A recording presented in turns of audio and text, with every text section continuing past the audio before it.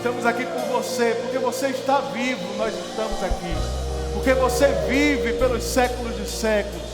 Nós estamos aqui, Pai. Muito obrigado. Muito obrigado. Muito obrigado, Pai. Obrigado pela tua salvação em nossa vida. Obrigado pela vida eterna. Obrigado, Pai, porque não fomos abandonados nessa terra, mas você nos deu do teu Espírito que mora dentro de nós. Obrigado, Senhor. Muito obrigado por uma noite de crescimento hoje à noite. Porque vamos sair daqui melhores, mais convictos da tua vontade. Vamos sair daqui mais maduros, Pai. Mais maduros em você. Para fazer a tua vontade, para sermos aquilo que você nos chamou para ser durante os dias da nossa vida aqui, até o dia em que você volte para nos buscar, Pai. Muito obrigado, muito obrigado, muito obrigado. Muito obrigado, Senhor. Em nome de Jesus. Aleluia, aleluia, aleluia, aleluia.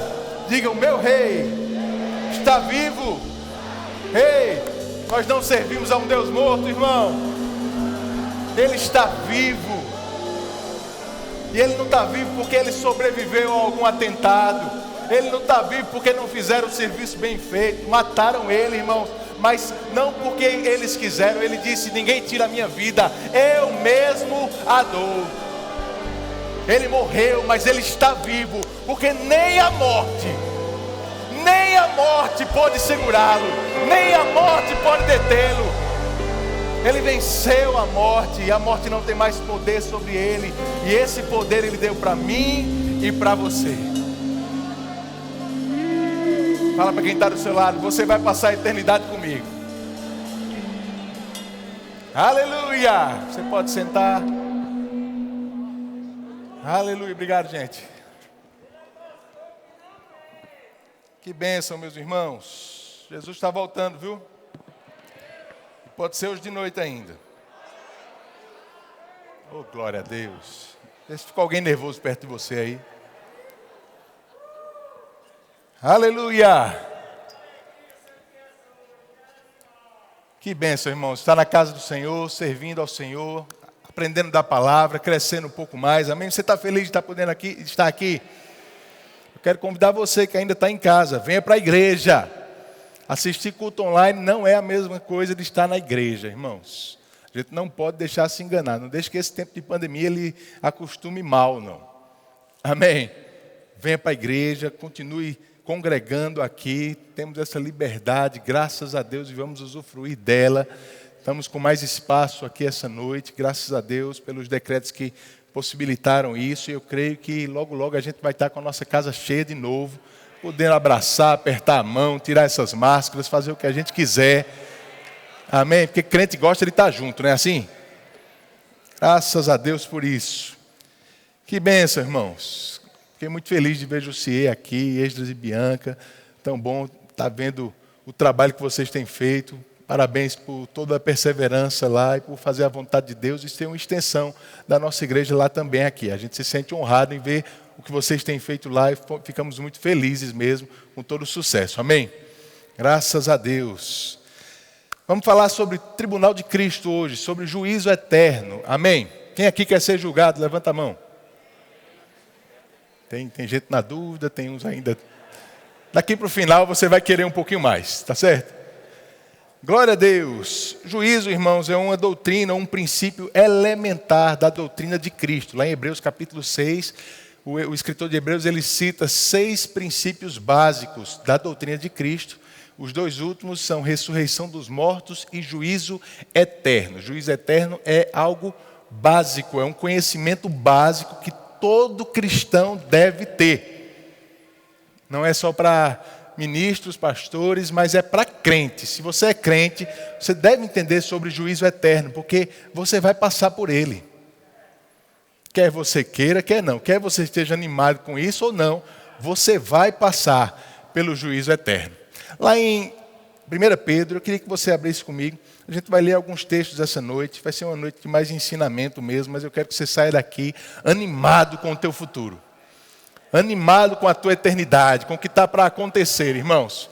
Porque se a gente fica olhando as notícias do jornal, a gente desanima com o mundo. Mas com a nova terra que vai vir, a gente só tem motivo para ficar animado. 1 Pedro, capítulo 1, versículo 17, diz assim: ora, se invocais como Pai, aquele que sem acepção de pessoas julga segundo as obras de cada um, portai-vos com temor durante o tempo da vossa peregrinação. Se invocais como Pai. Tem alguém que chama Deus de Pai aqui? Ele está falando para nós que somos filhos, amém? Se nós chamamos Deus de Pai, sabemos que Ele julga sem acepção de pessoas, segundo as obras de cada um. E Pedro diz, por causa disso, a gente deve se comportar com temor durante o tempo da nossa peregrinação. No capítulo 2 de Pedro, ele repete essa expressão, diz que nós somos peregrinos e forasteiros nessa terra. Eu gosto demais disso. Pedro lembra que nós não somos daqui, nem viemos para ficar. Estamos de passagem, irmãos. Não se acostume com esse mundo, não se anime, não ame as coisas do mundo, como João diz, porque você não é daqui. Nossa pátria é dos céus. Jesus disse, eles não são daqui, como também eu não sou desse mundo. Nós não somos daqui, não precisamos nos apegar a essas coisas. Somos peregrinos e como peregrinos temos que viver uma vida de temor aqui, porque um dia nós seremos julgados por aquele a quem chamamos de Pai. Oh, glória a Deus. Tenho certeza que você está muito animado com esse julgamento. Amém? Lá em Apocalipse, capítulo 22, não precisa você abrir, o pessoal vai colocar aqui também, versículo 12, Apocalipse 22, 12, Jesus diz assim, eis que venho sem demora, e comigo está o galardão que tenho para retribuir a cada um, segundo as suas obras. Amém? Veja que a gente está vendo esses textos, irmãos, eles falam sobre o juízo, a gente vai explorar um pouco mais essa noite, mas eles falam sobre o juízo que é por obras. Diga, obras. A gente leu lá em 1 Pedro 1,17, ele julga sem acepção de pessoas, segundo as obras de cada um. Jesus vai trazer um galardão de acordo com as obras de cada um. A Bíblia fala de dois grandes juízos na Bíblia, dois grandes julgamentos. Existem outros, mas dois grandes julgamentos principais são mostrados na palavra de Deus. Um deles é o tribunal de Cristo, é esse que a gente vai falar essa noite. O outro é o juízo ou julgamento do trono branco, que está lá em Apocalipse, no capítulo 20.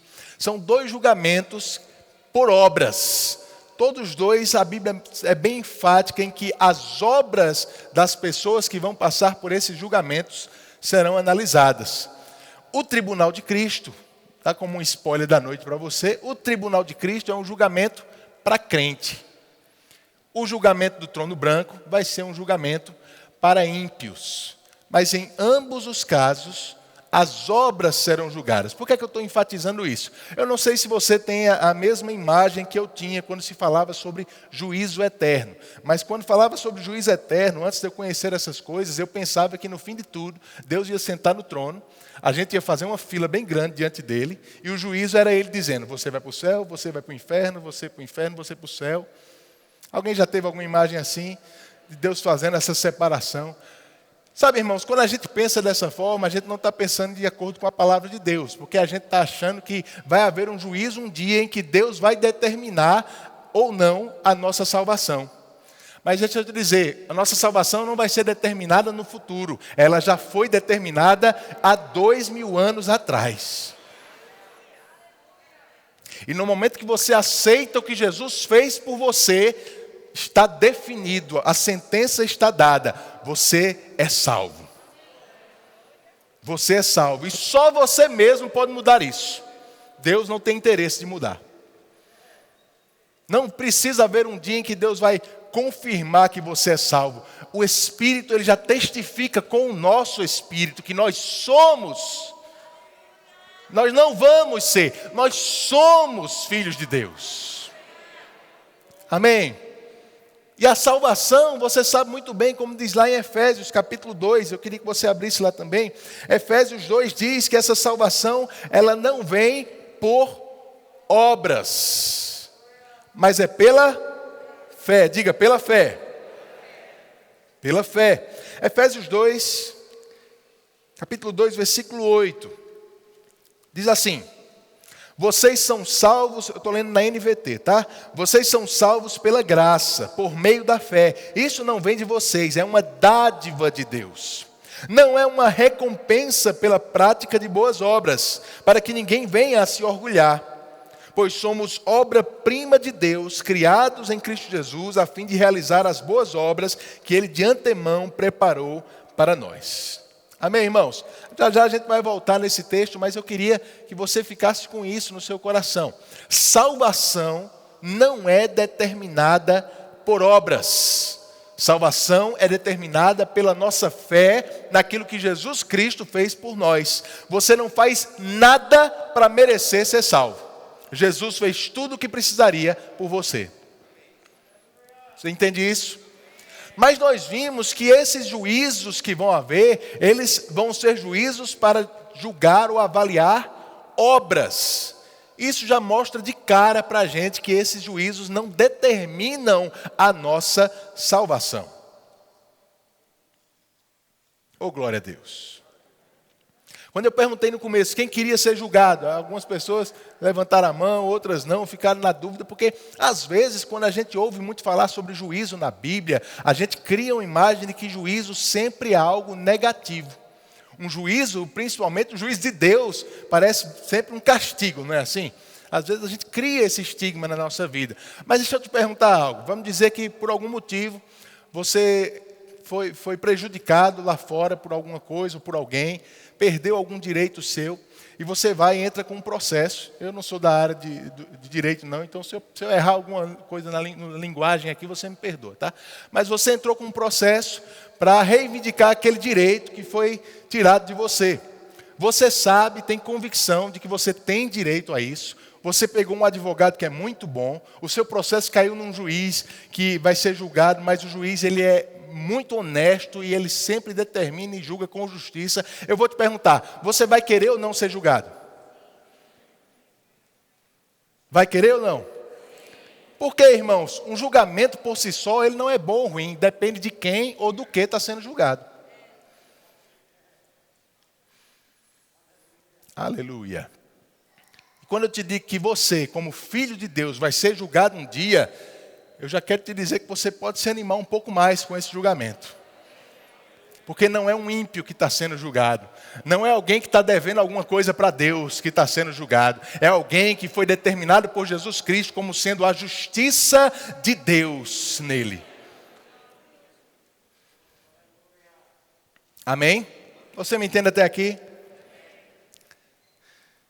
C.S. Lewis, que é um escritor bem conhecido, ele diz assim, olha, nós não precisamos nos surpreender se os salmos ou até os profetas estiverem cheios de desejo por juízo e considerar a anunciação de que o julgamento que está por vir é uma coisa boa, ou uma boa nova.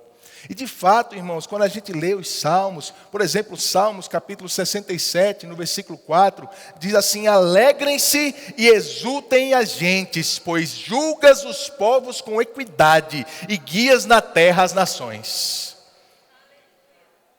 O salmista diz, se alegrem, porque Deus está julgando. Aleluia. Salmos 96, versículo 11, ele diz, alegrem-se os céus e exulte a terra, deem louvor o mar e tudo que nele há, os campos e suas colheitas gritem de alegria, as árvores do bosque exultem diante do Senhor, pois Ele vem julgar a terra. Aleluia. Alegria, porque tem um juízo se aproximando. E eu quero que você saia daqui com esse sentimento hoje. Alegre, porque Jesus está voltando para nos julgar. Tem um juízo para mim e você enfrentarmos. E a gente vai entender um pouco sobre ele aqui. Abre comigo em Romanos, capítulo 14. Romanos 14, versículo 10.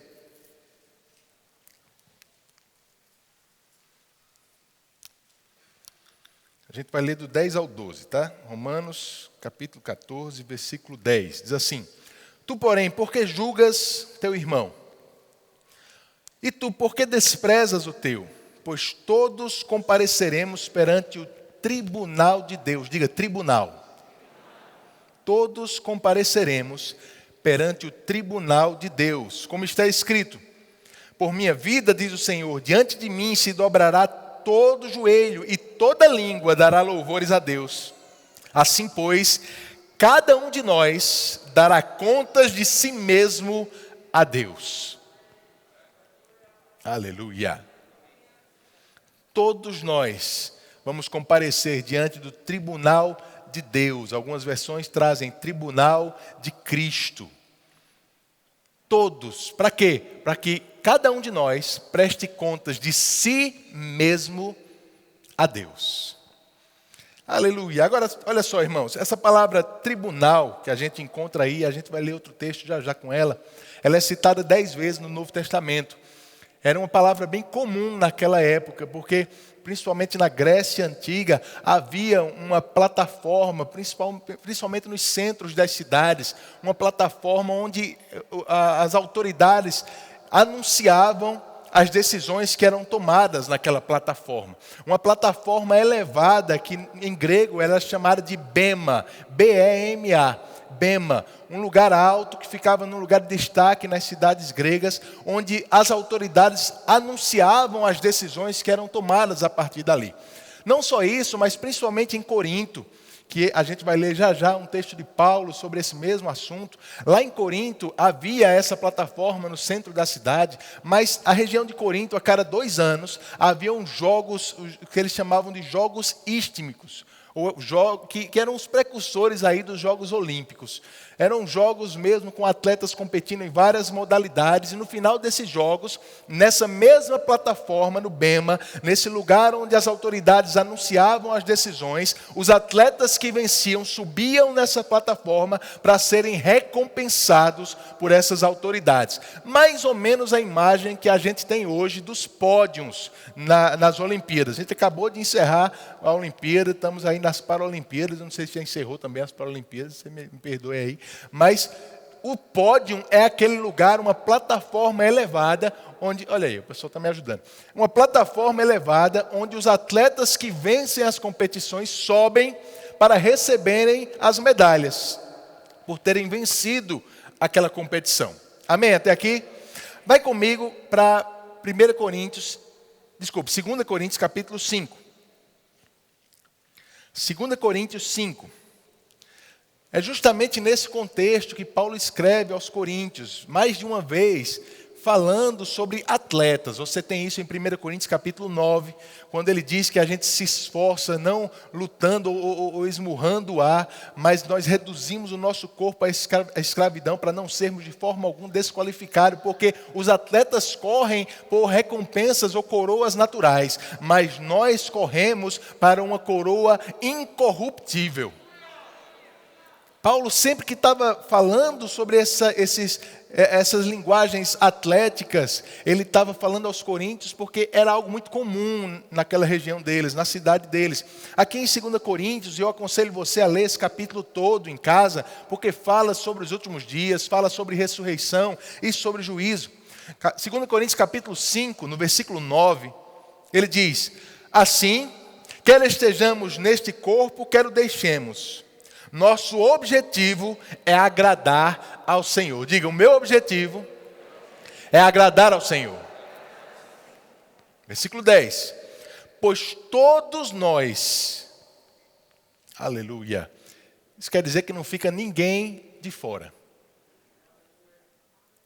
Todos nós teremos de comparecer diante do tribunal de Cristo, do bema de Cristo, aquela plataforma elevada, mas não das autoridades da cidade de Corinto, a plataforma de Jesus Cristo. Todos nós vamos precisar comparecer diante do tribunal de Cristo, para que cada um receba o que merecer, pelo bem ou pelo mal que tiver feito neste corpo terreno. Eu estou lendo na NVT para você. Tá bom? Todos precisamos comparecer no tribunal de Cristo. Paulo usa 2 vezes essa expressão aí nas suas cartas, lá em Romanos 14, que a gente acabou de ler, e aqui em 2 Coríntios, no capítulo 5. O tribunal de Cristo, todos vamos comparecer. Para quê? Para que cada um dê conta de si mesmo a Deus. Sabe, irmãos, quando a Bíblia fala dar conta, significa reportar ou responder pelas nossas oportunidades. Dar conta a Deus pelas oportunidades que se levantaram na sua vida e o que você fez com elas. Aleluia. Quais são as portas que Deus tem aberto para você? Quais são as oportunidades que Ele tem aberto para você praticar a palavra, para você pregar o Evangelho, para você amadurecer, para você andar em amor, para você cumprir o teu chamado? Quais são as oportunidades? Sabe, irmãos, não vai ser mais recompensado quem teve mais oportunidades. Vai ser recompensado aquele que aproveitou as oportunidades que teve.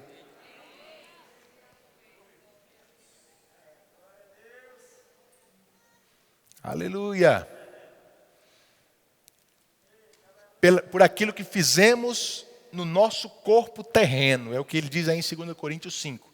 O que vai ser julgado são as nossas obras, nossas ações. Quando a palavra fala de obras, está falando de ações, de atitudes. Tiago, no capítulo 2, explica muito bem isso. Ele diz, olha, alguém pode até dizer que tem fé, mas não tem obras. Mas eu, com as minhas obras, com as minhas ações, com as minhas atitudes, eu te mostro a minha fé. Ou seja, a partir do que eu faço, eu te mostro o que eu creio.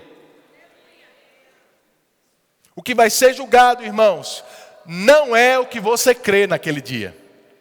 É o que a tua fé te levou a fazer. O que vai ser julgado são as suas atitudes. Não é o que está dentro de você, é o que você botou para fora. Inclusive as nossas palavras. Jesus disse que toda palavra frívola que o homem falar, ele vai ter que dar conta dela no dia do juízo. Oh, glória. Mas, pastor, não era para eu ficar animado com o julgamento?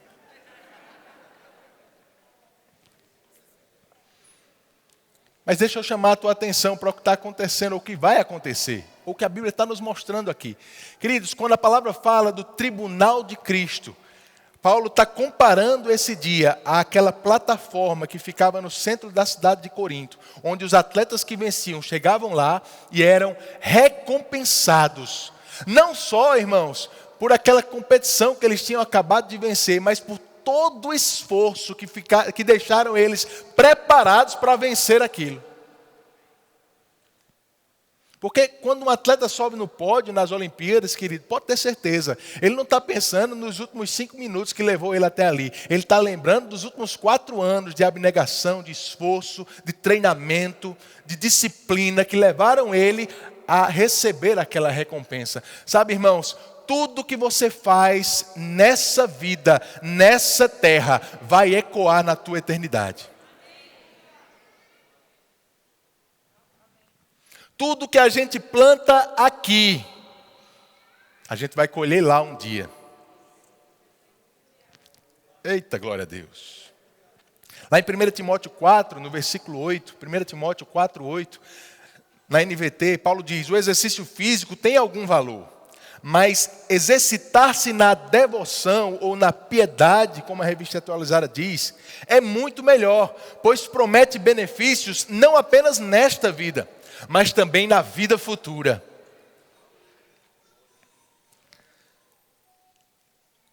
As nossas recompensas eternas, irmãos, serão resultados das nossas ações nessa vida, das nossas escolhas, da forma como nós estamos escolhendo investir o nosso tempo, usar do tempo que nós temos aqui.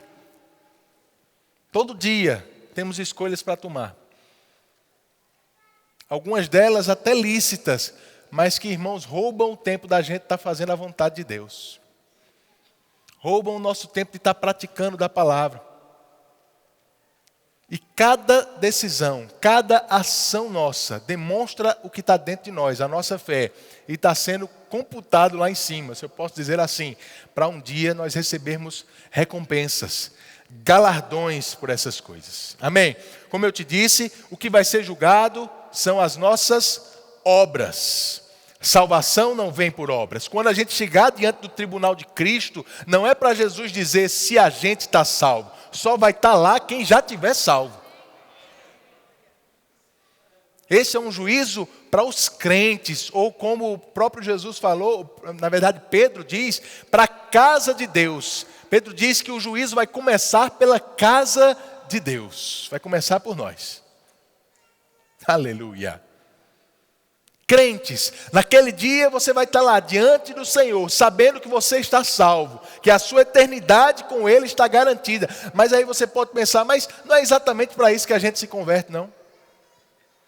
Só em saber que eu estou salvo já não é suficiente. Irmãos, é esse tipo de ensinamento pela metade que tem feito as pessoas viverem uma vida capenga aqui nessa terra. De achar que ser salvo é tudo o que Deus tem para ele. E me perdoe se você me entender errado, eu não quero desvalorizar a salvação, mas a salvação é só o primeiro passo na vontade de Deus para a nossa vida. Salvação, ser salvos, é voltar para o plano original que Deus tinha para mim e você, de nunca perdermos a comunhão com Ele. Mas Deus nos criou para fazer alguma coisa.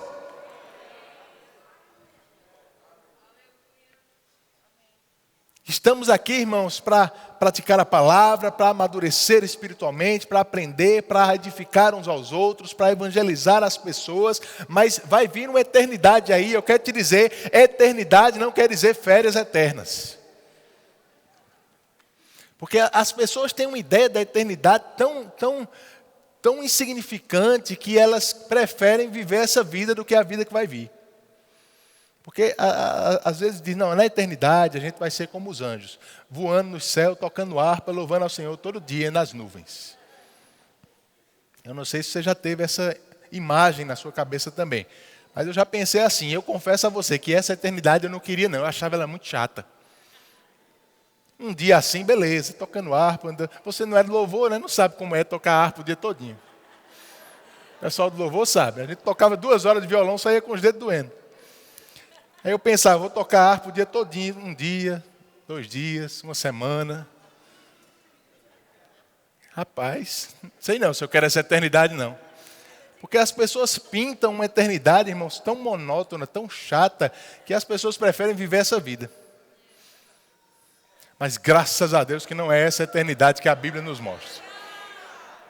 Você nem vai passar a eternidade no céu. Você está lembrado disso? Porque Deus vai destruir essa terra e vai criar novos céus e uma nova terra. Nós vamos viver nessa nova terra, um lugar tão maravilhoso, que a Bíblia diz que nem vai precisar do sol, porque a própria glória de Deus vai iluminar tudo o tempo todo. Vamos viver com Ele, e não como alma penada vagando pelo céu, corpo de carne e osso. Reinando nessa nova terra, governando ela e fazendo o que Adão não fez direito.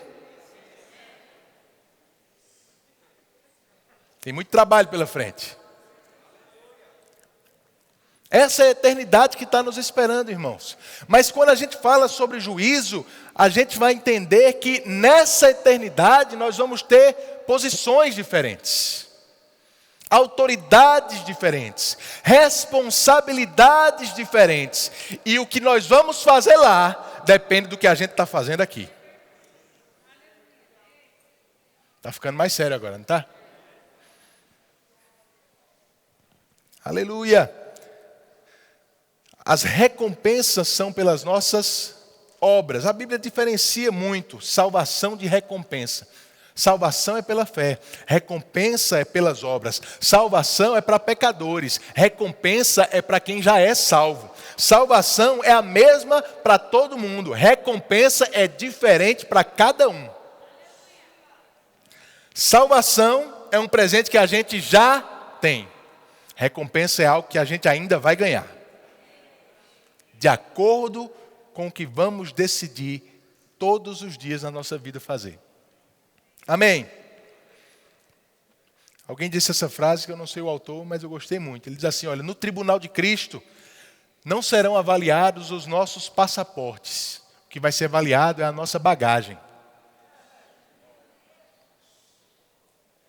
passaporte já vai estar carimbado, você é salvo, a eternidade está garantida. Quero saber o que é que você vai ser na eternidade. Quais são as responsabilidades que você vai ter lá? Aleluia!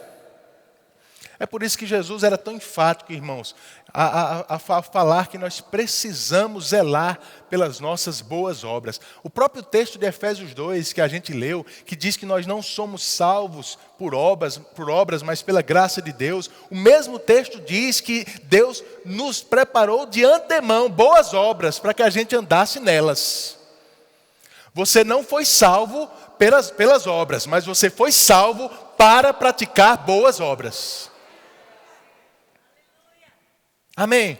Tito, no capítulo 3, ele diz exatamente a mesma coisa. Nós somos salvos para praticar boas obras nessa terra, para termos ações que vão ecoar pela nossa eternidade, que vão nos trazer recompensas. Jesus disse em João capítulo 9, no versículo 4, ele diz, olha, importa que façamos as obras daquele que me enviou enquanto é dia. Porque vai vir a noite em que ninguém mais vai poder trabalhar. Aleluia. Quer dizer que existe um tempo determinado para que a gente faça aquilo que a gente tem que fazer. Existe um tempo determinado, irmãos, nessa vida, para que você faça a vontade de Deus para a sua vida, para que você pratique a palavra aqui, para que você ande em amor, e naquele dia você vai dar conta de todas as oportunidades que se levantaram na sua vida para isso. E eu não sei você, eu quero ouvir Deus dizendo, servo bom e fiel. Entra no gozo do teu Senhor. Eu quero ver as minhas recompensas, os galardões que Deus está reservando para mim. Paulo, ele tinha isso em mente o tempo todo. Ele diz em Filipenses capítulo 3, olha, eu não alcancei ainda a perfeição, mas eu faço uma coisa, eu esqueço do que ficou para trás, avanço para o que está diante de mim. Ele está dizendo, eu avanço para as oportunidades que Deus está levantando, eu avanço para as portas que Deus está abrindo, porque eu tenho um alvo, o prêmio da soberana vocação em Cristo Jesus. O alvo de Paulo, irmãos, não era ficar conhecido aqui na terra. O alvo de Paulo não era ser famoso. O alvo de Paulo era fazer a vontade de Deus, porque isso ia redundar para ele um prêmio. Meu Deus do céu. Sabe, às vezes a gente está dando mais importância às nossas responsabilidades ou ao nosso status aqui na terra do que o que a gente vai ter na eternidade.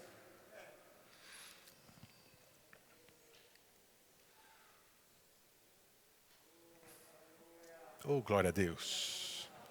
Sabe, irmãos, muitas vezes para ser bem recompensado na eternidade, a gente vai ter que perder um pouquinho da nossa compostura aqui na terra. Me entenda bem, eu estou falando, irmãos, que muitas vezes a gente vai ter que abrir mão da imagem que a gente tem de uma pessoa serena para poder entrar mesmo no rio do Espírito.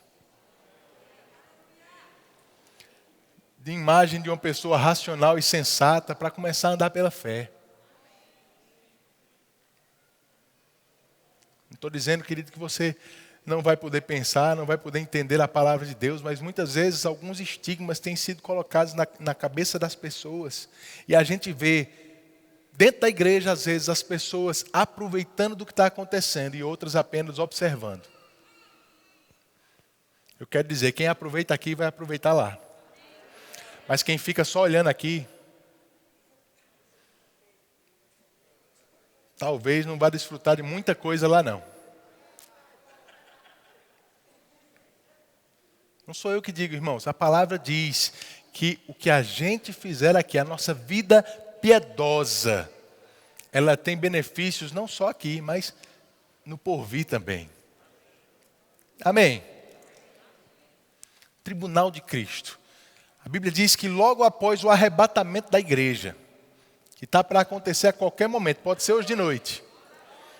Logo após o arrebatamento da igreja, irmãos, nós estaremos no céu com o Senhor.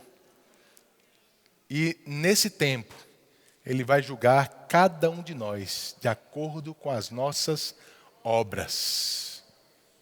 De acordo com aquilo que estamos fazendo aqui. E o que é que vai ser julgado? A Bíblia nos dá alguns relances de muita coisa que pode ser julgado naquele dia. Como eu já te disse, irmãos, tudo que a gente faz, as nossas obras, as nossas ações. Jesus chega a dizer que até aquele que der um copo d'água, mesmo que for fria, não vai ficar sem recompensa. Tudo o que você faz, e eu digo tudo, está sendo computado lá em cima. Lá em 1 João, eu queria que você abrisse lá comigo, 1 João capítulo 4.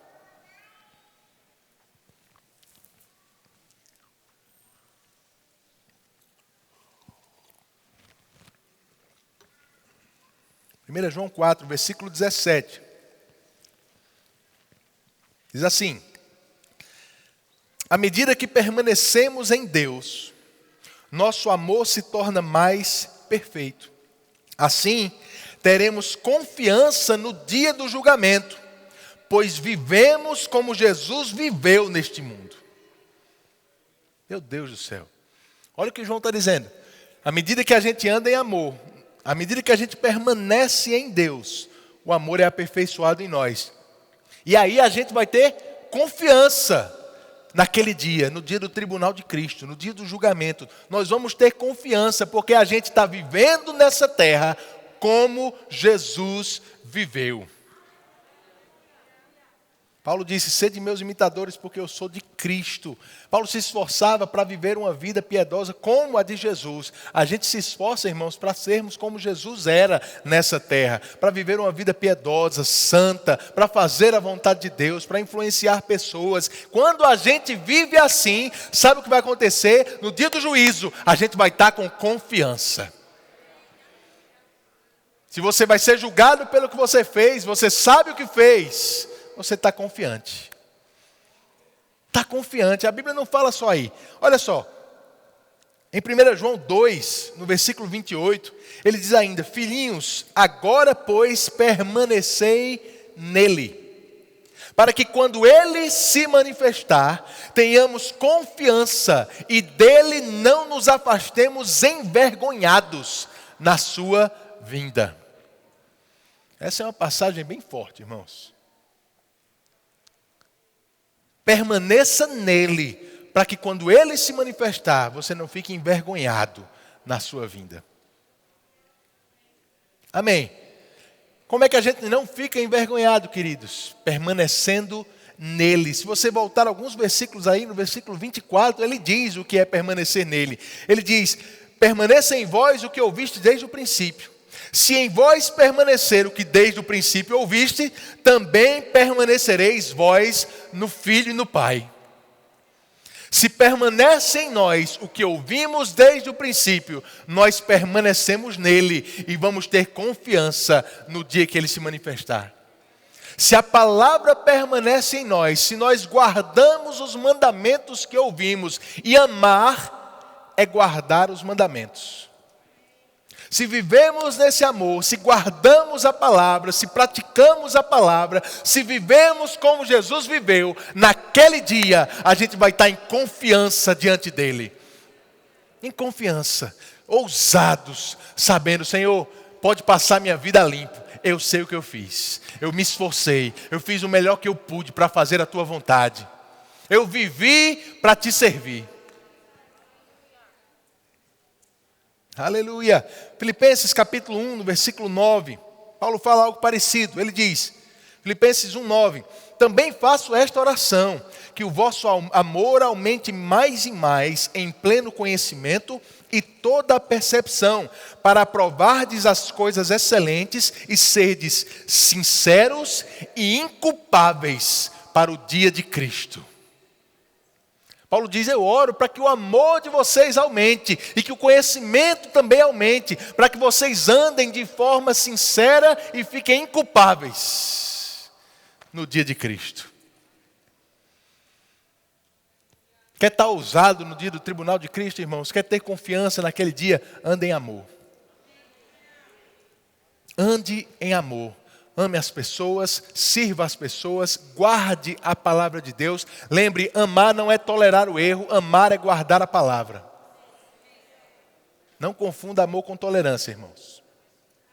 O mundo está tentando fazer a gente confundir isso. Mas amar não é tolerar o erro. Não é tolerar o pecado. O amor chama pecado de pecado. Mas diz, olha, vem para a palavra de Deus que ela pode mudar a tua vida. Guardar a palavra, andar em amor, isso vai fazer com que naquele dia você esteja inculpável no dia do Senhor. 1 Tessalonicenses, capítulo 3, versículo 12, Paulo fala a mesma coisa. Ele diz, e o Senhor vos faça crescer e aumentar no amor uns para com os outros, e para com todos, para que também nós, como também nós para convosco, a fim de que seja o vosso coração confirmado em santidade, isento de culpa, na presença de nosso Deus e Pai, na vinda de nosso Senhor Jesus Cristo. Que o amor cresça, multiplique, que você ande nesse amor, para que você esteja confirmado em santidade e isento de culpa. Irmãos, o que é que vai ser julgado? As nossas ações, as nossas obras. Se a gente andou em amor ou não. Se a gente foi realmente discípulo de Jesus ou não. Amém. Pastor, não sei se eu estou muito animado com esse juízo, não. O interessante, irmãos, é que da mesma forma como a salvação não vem pelas obras, a recompensa vem sim pelas obras. Mas sabe, Deus é tão bom que Ele colocou o Espírito Santo dEle dentro de nós para nos ajudar a praticar as obras que Ele mesmo vai julgar. Deus deixou a coisa fácil. Ele facilitou o processo. Não é na sua força. Não é na sua sabedoria. Não é no seu conhecimento. É pelo Espírito. Aí a coisa fica leve, irmãos. Leve. Não tome esse peso para você, mas deixa o Espírito Santo te guiar na jornada. Deixa o Espírito Santo te guiar ao fazer a vontade de Deus. Vai ficar mais fácil. Vai ficar divertido viver nessa terra. Mesmo quando as pessoas vão te perseguir. Mesmo quando as dificuldades se levantam. Queridos, quando a nossa leve e momentânea tribulação se levanta, a gente entende. Ela não se compara ao eterno peso de glória que está esperando por nós naquele dia. Meu Deus do céu. O que são 80, 100 anos nessa terra, comparados a uma eternidade?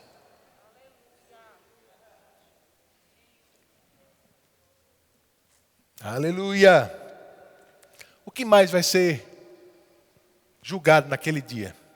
A Bíblia fala sobre o nosso chamado, o plano de Deus para a nossa vida, o ministério que Deus tem para cada um de nós. Todos nós temos sim um ministério, começando pelo ministério da reconciliação. Alguns têm chamado aos 5 dons, outros ao ministério de socorros, mas cada um vai prestar contas do chamado que Deus colocou na sua vida, irmãos. E Deus espera que aquela unção, aquela habilidade, aquele chamado que Ele colocou na nossa vida, ele seja multiplicado. Se você lê nos evangelhos as parábolas que Jesus traz sobre juízos, Ele sempre mostra pessoas recebendo algo e tendo sido como fiéis aqueles que multiplicaram o que receberam. A parábola das minas lá em Lucas, a parábola dos talentos e tantas outras parábolas, onde Jesus diz que o Senhor ele distribuiu algumas coisas, algumas responsabilidades, se ausentou por um tempo, mas depois ele volta para prestar contas. E aquele que tinha e reteve, aquele que recebeu algo de Deus, mas não multiplicou, esse não é tido por fiel. O fiel é aquele que usa e multiplica. O fiel é aquele que aumenta, que faz amadurecer, que faz crescer aquilo que Deus confiou na sua mão. E Deus tem um plano para você, querido. Deus tem um chamado. Deus colocou uma unção na sua vida para fazer algumas coisas. E Ele espera que você esteja fazendo. E naquele dia, a gente vai prestar contas disso também. Inclusive chamados nos 5 dons ministeriais. Tiago chega a dizer no capítulo 3, versículo 1, que a gente nem deve querer muito ser mestre não, porque o rigor vai ser ainda maior no dia do juízo para quem for mestre. para quem ensinar a palavra, porque ensinar a palavra traz grande responsabilidade. Lá em 1 Coríntios, no capítulo 3, Paulo, ele traz uma ilustração sobre o tribunal de Cristo, falando sobre aqueles que ministram a palavra do Senhor para as pessoas. Ele diz assim, olha, cada um, ele tem que ter cuidado com o que está edificando na vida das pessoas. O fundamento é um só, é Jesus Cristo, mas cada um veja com o que está edificando, porque alguns vão edificar com ouro, prata ou pedras preciosas, outros vão edificar com madeira, palha ou feno, mas o dia demonstrará a obra de cada um. Ele está falando sobre o dia do tribunal de Cristo, um dia do juízo, onde ele diz que é como que o fogo passasse pela obra, e se a obra de alguém ficar, esse vai receber galardão. Se a obra de alguém se queimar, esse sofrerá dano. Isso está lá em 1 Coríntios capítulo 3, eu aconselho você a ler em casa depois. Ele está ali usando ele mesmo e Apolo como exemplos, porque a igreja estava dividida. Uns estavam dizendo que eram de Pedro, outros estavam dizendo que era de Paulo, outros estavam dizendo que era de Apolo, tinha uns dizendo que era de Jesus.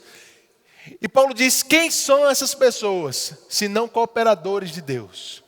Um planta, outro rega, mas é Deus que dá o crescimento. Agora, cada um veja o que está plantando.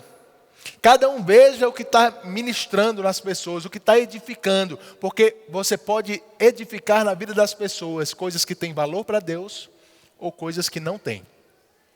Naquele dia, a gente vai ter que prestar contas. O que estamos edificando na vida das pessoas. Se for coisas de valor, o fogo vai passar e vai permanecer. E ele diz, você vai receber galardão. Se não tiver valor, o fogo vai passar, vai virar pó. E ele diz, esse será salvo. Todavia, como que é através do fogo. Sem galardão, mas salvo. Agora, irmãos, eu não sei você. Eu não quero passar para a eternidade no mínimo, não. Chegar lá, passar a eternidade toda sabendo que eu estou ali, passei no estreito de Jeová mesmo. Né? Tanta coisa que eu podia ter feito, tantas decisões que eu poderia ter tomado diferente.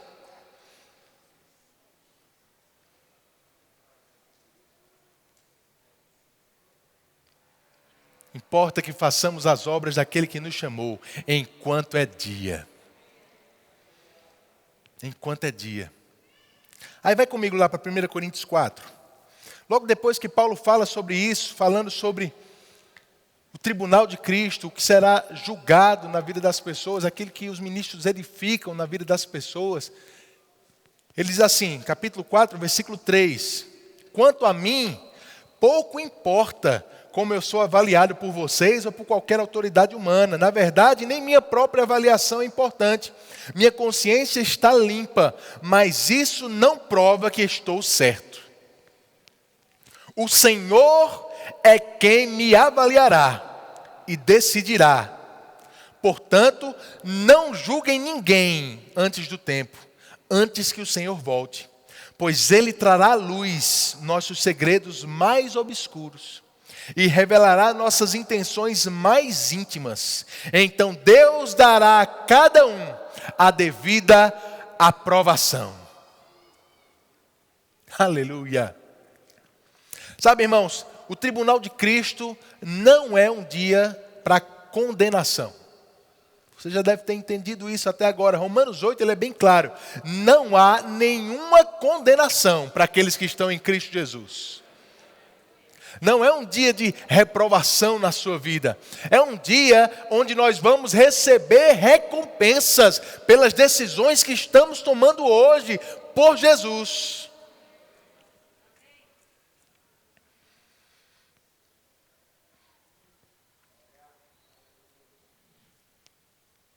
Agora é claro que algumas pessoas vão passar nesse dia sabendo, eu poderia ter feito mais.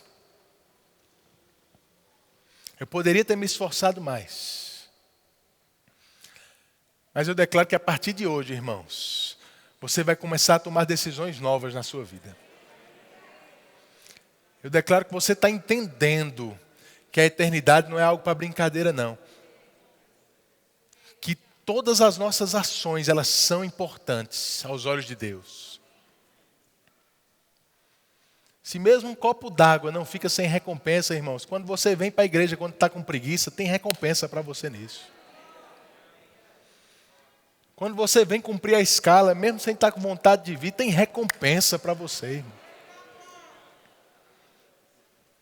Quando Deus manda, você dá uma oferta que você sabe que a tua carne gemeu, não gostou tanto, mas você vai lá e dá, tem recompensa na sua vida. Quando Deus manda, você dá uma palavra e você faz isso mesmo quando está com vergonha, quando você não sabe o que vai acontecer, mas obedece. Tem recompensa na sua vida. Tudo que você faz, guiado pelo Espírito Santo, tem recompensa te esperando lá em cima, irmãos. Tem galardões. Eis que venho sem demora, e comigo está um galardão que tenho para retribuir a cada um, segundo as suas obras. Tem recompensa te esperando, irmãos. Tem recompensa. O que é que eu estou fazendo essa noite com você? Vamos abrir lá em Hebreus 10, a gente vai encerrar com isso. Hebreus capítulo 10, versículo 24. Eu estou te estimulando com relação à eternidade. Eu estou tentando trazer para você, eu chamar a tua atenção da importância das tuas escolhas, da importância de onde você está investindo o seu tempo, os teus recursos, a tua força, as tuas habilidades. Onde é que você está colocando força? É para produzir tesouros nessa terra ou tesouros no céu? Não acumule para você tesouros aqui na terra. Quando Jesus está falando isso, irmãos, Ele não está falando só de dinheiro, não. Ele está falando da gente acumular recompensas lá em cima, eternas. Da gente investir a nossa vida no que vai resultar em coisas eternas para nós. Resultados eternos.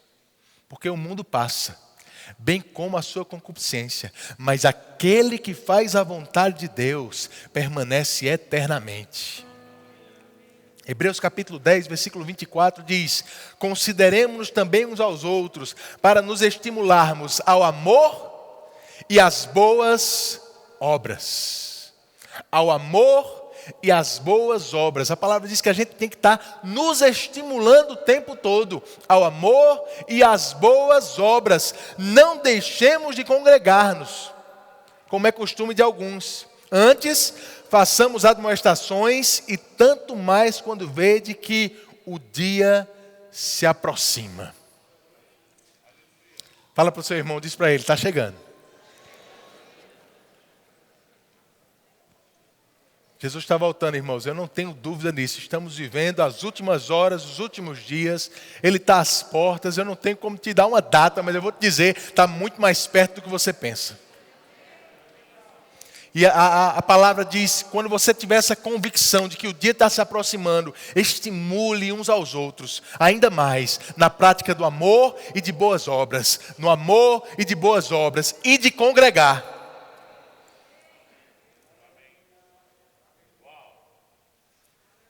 Parece, irmãos, que o diabo também sabe que o dia está se aproximando. E ele fica tentando estimular a gente justamente ao contrário dessas coisas. A se isolar, a não fazer a vontade de Deus, mas a nossa própria vontade, a ficar em casa sem vir para a igreja, ao invés de andar em amor e guardar a palavra, começar a tolerar toda a vida pecaminosa que tem por aí. Mas nós estamos nos últimos dias, como igreja, a gente não vai ser pego de surpresa. Jesus está voltando. Jesus está voltando. Diga comigo, Jesus está voltando. Diga para o seu irmão, Jesus está voltando.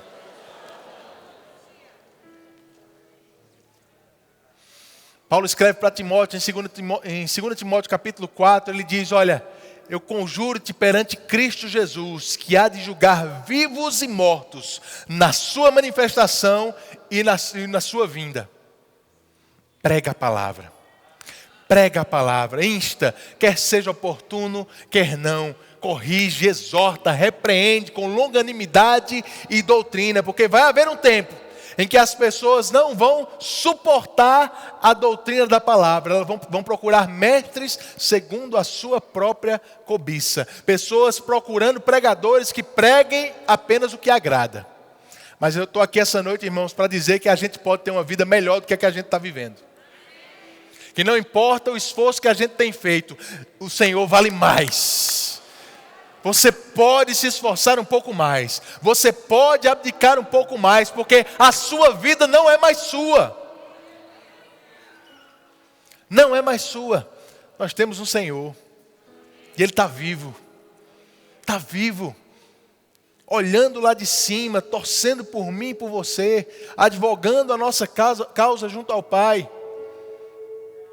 E um dia Ele vai levantar daquele trono, querido, para vir buscar a sua igreja e para ter uma conversa individual com cada um de nós.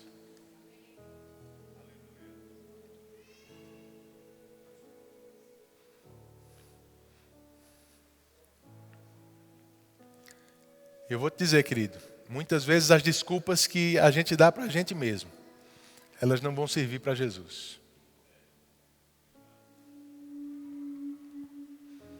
Ele sabe. Ele sabe. Mas Ele também sabe cada esforço que você faz.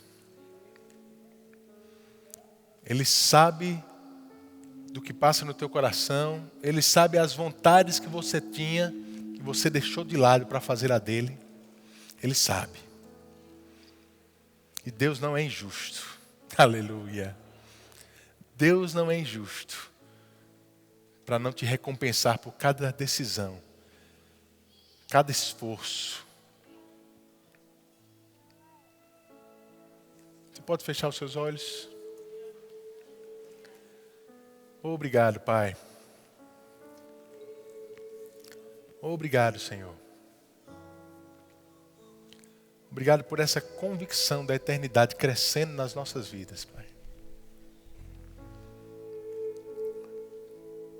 Eu declaro o nosso foco estando nas coisas eternas e não nas coisas passageiras desse mundo. Obrigado, Pai.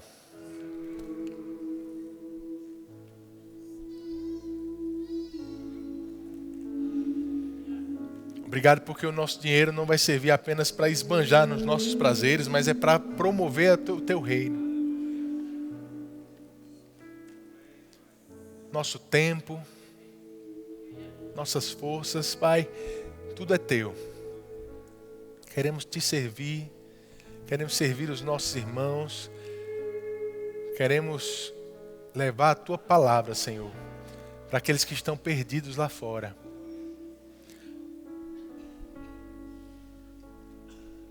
Para que eles estejam conosco no dia do tribunal de Cristo, recebendo suas recompensas por cada oportunidade que você tem nos dado. Muito obrigado, Pai. Muito obrigado, Pai. Obrigado, Pai.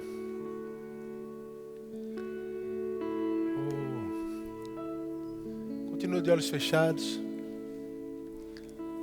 Talvez você pode estar pensando, mas pastor, até hoje eu tenho vivido de forma mais desregrada.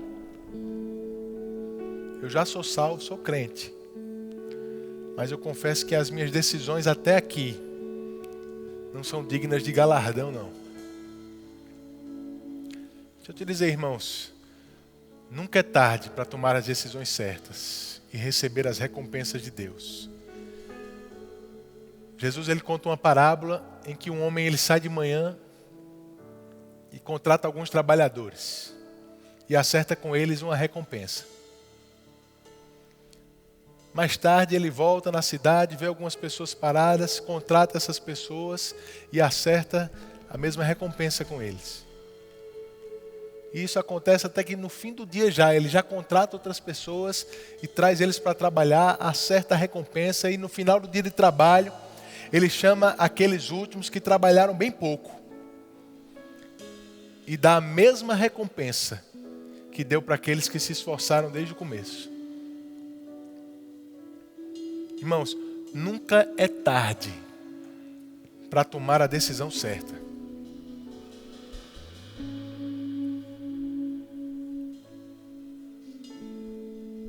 Aquele que obedece não é aquele que diz que vai, mas não vai. O que obedece é aquele que não importa o que disse antes, toma a decisão certa agora e parte para fazer a vontade de Deus. Eu sei que Deus está falando com missionários essa noite aqui. Pessoas que têm um chamado de missões, que estava enterrado. Você vai prestar contas desse chamado um dia. Mas não é tarde demais para fazer o que Deus te chamou para fazer. Não é tarde demais.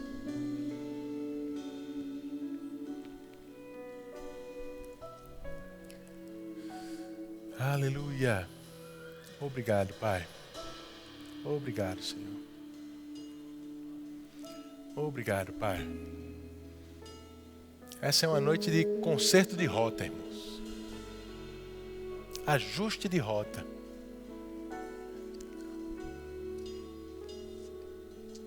E decidir colocar mais força. Mais força. Porque a gente não precisa querer esbanjar nessa vida. A gente não precisa querer aproveitar o que o mundo tem para oferecer, não. A gente tem uma eternidade pela frente.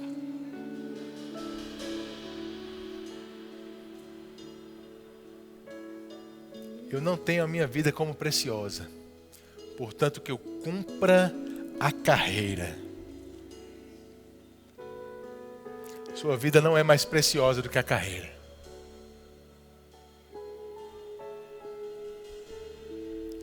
Deus está chamando algumas pessoas para um compromisso mais sério essa noite.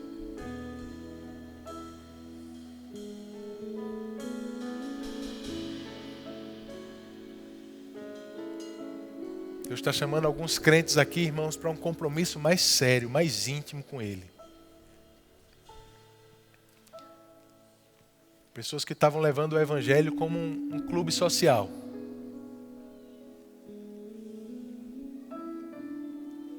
Igreja não é um lugar de um clube social apenas, não, irmãos.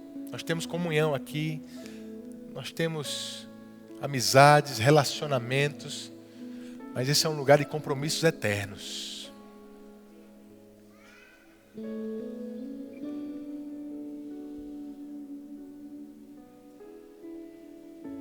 Jesus está voltando. Jesus está voltando. O grupo de louvor pode vir aqui.